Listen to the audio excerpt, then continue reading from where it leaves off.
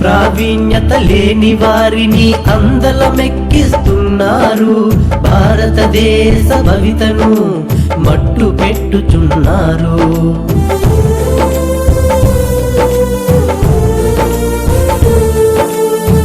ప్రావీణ్యత లేని వారిని అందలమెక్కిస్తున్నారు, భారతదేశ భవితను మట్టు పెట్టుచున్నారు.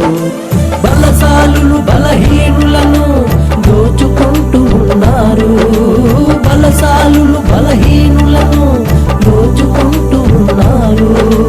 సర్వశక్తుడగు క్రీస్తును ఆశ్రయించలేకున్నారు, సర్వశక్తుడగు క్రీస్తును ఆశ్రయించలేకున్నారు.